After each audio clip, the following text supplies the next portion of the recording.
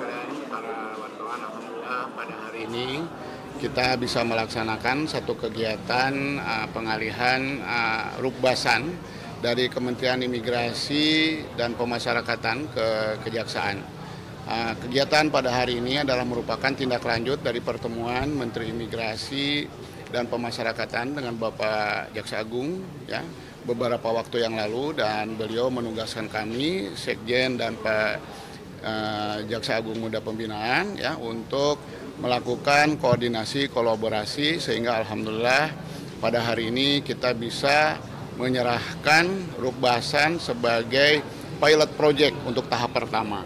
Ya, tahap pertama karena ada beberapa rukbasan di seluruh Indonesia sehingga kita lakukan secara bertahap supaya kita tahu apa yang menjadi kelemahan-kelemahan dalam proses pengalihan ini. Nah, setelah nanti kita bisa mengalihkan yang untuk daerah Jakarta ini, baru kemudian kita bertahap ke tahap berikutnya untuk seluruh Indonesia. Seperti itu.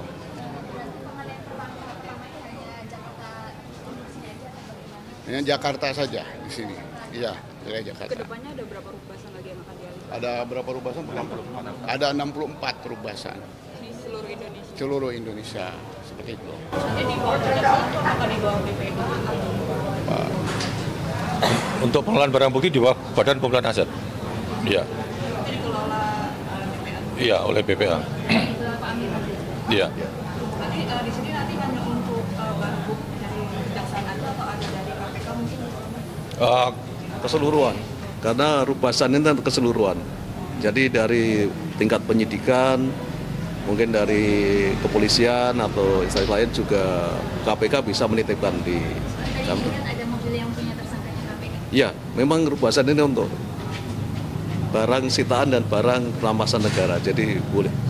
Untuk yang di Cipinang hari ini, untuk kamu boleh mungkin dirinci lagi Pak, rukbasannya apakah hanya barang kendaraan bermotor atau emas, dokumen, dan luxury goods lainnya juga? Yang tahu siapa Pak ini? Isinya. Ketua. Gimana Pak? Isinya apa? Isinya. Kapasitas rukbasan yang diserah terimakan hari ini itu berupa barang rampasan saja, kayak pegawai, SDM, sama mobil, motor, itu aja. kapasitasnya Pak? Jumlah barang. Jumlah barang semuanya ada kurang lebih ada 90 item. Dan bisa menampung berapa Pak? Ini kurang lebih ada 40 mobil lah kalau di sini. Kurang lebih. Sama gudang terbuka. Kita juga ada gudang terbuka juga di Gudang terbukanya di lapas. belakang lapas. Oke, ya. Sistemnya setelah disita nantinya untuk pemulihan asetnya bagaimana? Dijual di lelangnya itu sistemnya nanti bagaimana Pak? Jadi begini, untuk barang bukti yang jadi sudah dinyatakan dalam putusan dirampas untuk negara inkrah, itu BPA yang melelang. Ya. Lelangnya terbuka, kecuali barang yang nilainya di bawah 35 juta itu bisa dijual langsung, tetapi di atas 35 juta berdasarkan peraturan Menteri Keuangan itu harus dilelang secara terbuka. Setelah inkrah Pak ya? Iya, kalau belum inkrah bisa, tapi itu namanya pelelangan berdasarkan pasal 45 KUHP, tapi tentu saja harus juga itu untuk barang-barang yang mudah rusak, bernilai tinggi. Nah, untuk mengurangi risiko maka mungkin seizin pemilik barang itu bisa dilelang, dan nanti kalau putusannya dirampas negara ya disetor dengan kas negara, tapi kalau misalkan kembali kepada pemilik, hasil lelang itu dikembalikan kepada pemilik. Pak, dengan pengalihan ini kan barang-barangnya tidak dirawat dan nilai ekonominya jadi turun. Apakah Kejaksaan bisa memastikan untuk yang dikelola Kejaksaan nanti bisa lebih baik atau? Saya kira semua berusaha untuk menjadi lebih baik ya, tetapi banyak faktor yang mempengaruhi. Ya mungkin kalau lihat di sini ya, mungkin tempatnya juga itu di sebelah itu bocor, bukan karena itu, mungkin juga masalah anggaran juga itu perlu, karena merawat barang bukti itu tidak murah ya, seperti barang-barang sitaan sekarang yang mobil-mobil mewah itu kita rawat dengan baik, itu kira-kira satu mobil itu biayanya sekitar 5 juta sebulan. Nah, bayangkan saja kalau misalnya ratusan mobil, kemudian mungkin beberapa tahun kira-kira berapa, anggaran kita yang ada berapa. Jadi, tapi kita bahwa semangat kita semua pegawai Rubasan akan merawat mobil sebaik-baiknya. Oleh karena itu maka tadi untuk mobil-mobil yang mewah misalkan itu perlu kesadaran pemiliknya bisa dilelang secara pasal 45 tadi sehingga mengurangi biaya dan juga mengurangi risiko penurunan nilai. Terima kasih. Ketiga nih Pak, kemarin kan banyak dari tersangka Arianto misalnya mobil-mobil mewah itu dititipkan di pihak ketiga atau bagaimana Pak?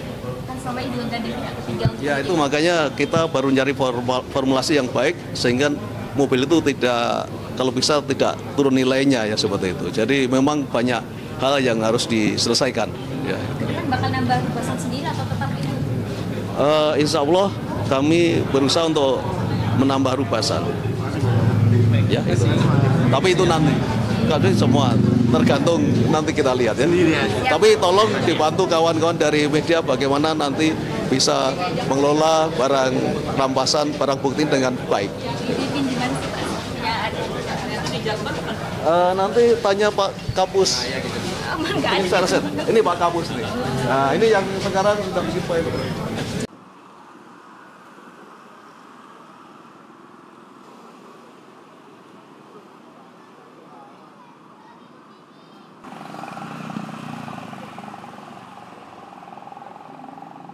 Dan pemasyarakatan kepada Kejaksaan Republik Indonesia dan selamat mengikuti jalannya acara. Kejaksaan Republik Indonesia telah melakukan serangkaian kegiatan dalam merealisasikan pengalihan pengelolaan Rubasan dari Kementerian Imigrasi dan Pemasyarakatan kepada Kejaksaan Republik Indonesia. Di antaranya dapat kami laporkan bahwa pada tanggal 10 Desember 11.OT.01.01 tahun 2025. Selanjutnya pada tanggal Kementerian Imigrasi dan Pemasyarakatan dengan Kejaksaan Republik Indonesia. Acara serah terima dilakukan secara bersama-sama.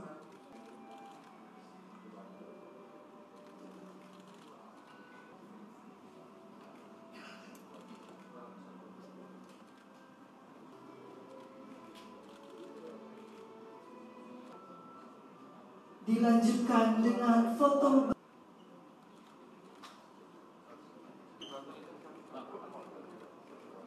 Baik, terima kasih. Kami mohon untuk tetap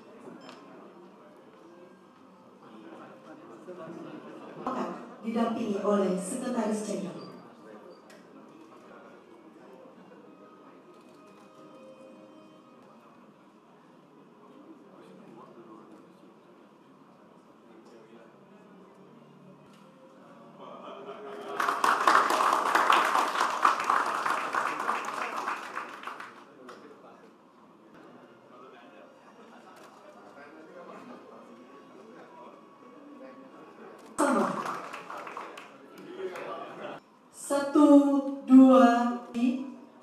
Satu, dua, tiga. Dengan hormat kami turut mengundang para pimpinan tinggi pandu dalam hitungan 1, 2, 3. Sekali lagi, dadah. Dalam hitungan 1, 2, 3. Terima kasih. Dr. Sunarta, Jaksa Agung Muda Bidang Intelijen yang diwakili, yang dilakukan untuk menciptakan tata kelola yang efektif dan efisien dalam pengelolaan manajemen Rubasan.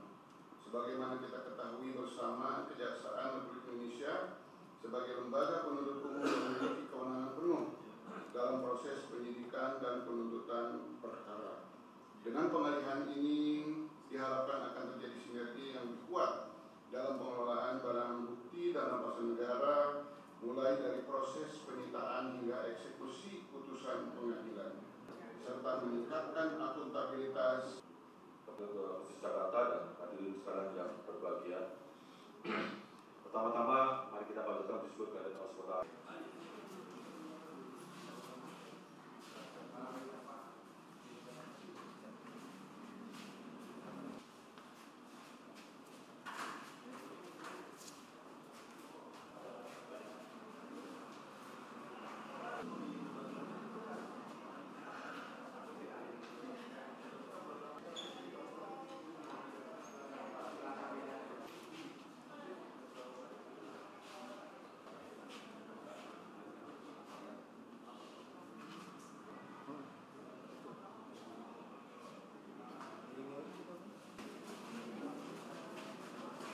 Kalau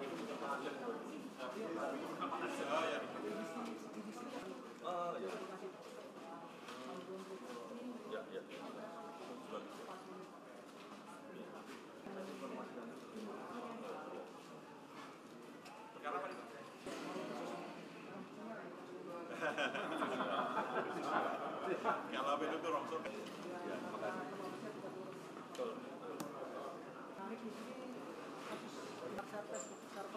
Oh ya. Jadi dia apa? Kayak kasus itu, bisa dikirim ke bank, mau bikin bank tapi belum ketangkep. Apa? Sama ada dia apa? Buka salon Pak. Ya. Buka salon. Peralatannya dia. Mandi uang itu. Oh ya, nyucinya ya. Nah ini termasuknya ya. Ada 13 unit yang diskes. Nanti nextnya untuk barang bukti yang ngelola beliau itu Kepala Badan Perlindungan Aset. Iya, siap Pak Amerianto yang ngelola nanti. Iya siap Pak. Iya siap Pak. Ya Pak. Siap. Iya siap Pak.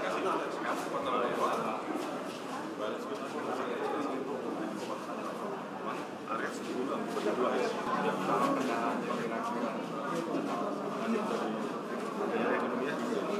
Sampai nanti tambah kita tanggung jawab. Untuk pembiaran ini berapa nih Pak?